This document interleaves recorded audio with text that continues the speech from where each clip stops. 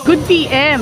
This is Ella Babe at narito na naman po tayo sa another edition po ng Trip Vlogging kung saan dito naman po ako magpa-vlog sa Sojukwi, sa po siyang mga snack store.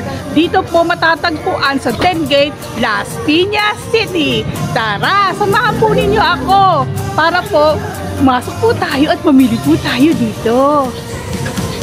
Narito po tayo sa Sojukwi, matatagpuan sa Golden Gate, Las Piñas City. Ayan po, kasalukuyan papasok na po ang lola po ninyo sa loob ng store.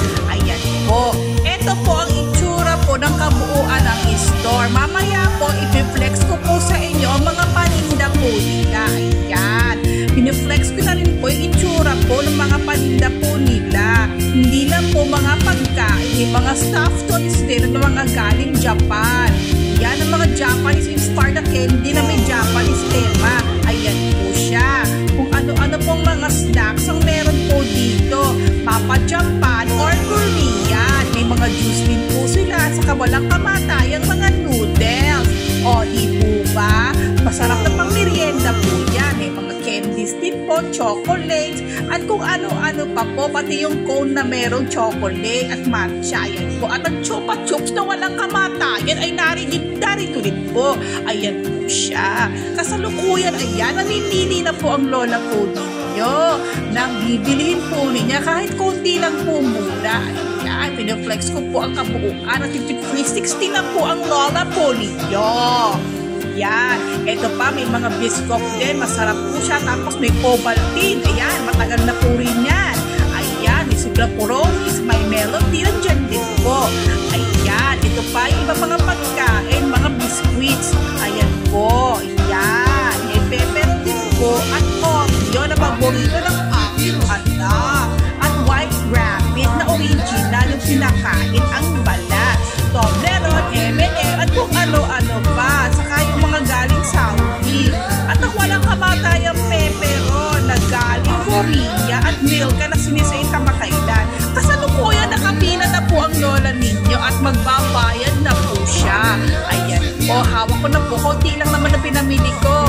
Ayan, tuwan-tuwa para si Ma'am Kat sa akin. Kasi magbayad daw po agad ako at pinayagan akong i-vlog bagkos. Ang kabayaran ko pa, meron pa akong mga freebies na galing kay Ma'am Kat. Salamat po, Ma'am Kat. Pa-shoutout po. Yan, si Sailor Moon sa kayong Mars Chocolate. Ayan, naabot na ni ate sa akin. Yan po. Ito na po yung itsura po nung binigay nilang gift sa akin na ex-din. O di po ba? Ang saya-saya. Namili lang ako ng vlog. Ayan, may freebies na. Ay grabe, nakalipas na naman po ang isang araw. Nagpapasalamat po pala ako at binigyan po ako ng gift po ng Sojukwi kay Ma'am Kat. Pa-shoutout na lang po sa mga staff at crew po ng Sojukwi sa napakaayos po na store po nila at napakabait po nila sa mga customers na kagaya ko. Unang-una po ay hindi ko naman po ine-expect ako po ibibigyan niyo po ng regalo. Ganun pa man po nagpapasalamat ako. Magagamit ko na si Sailor Moon. Yung bag na ibinigay niyo po sa akin, nalalagyan na ng aking mga gamit pag ako'y gumagala. Ay, salamat. At tuwan-tuwa ako. I really appreciate those things. Grabe. Bihira po kasi yung mga ganitong mga bagay-bagay. At lagi rin po tayo magpasalamat sa Diyos Ama sa mga biyaya po na ating natatanggap. Grabe talaga. Babalik uli ako doon at mamimili pa uli ako sa inyo. And once again, this is Ella Babe now signing out. Bye!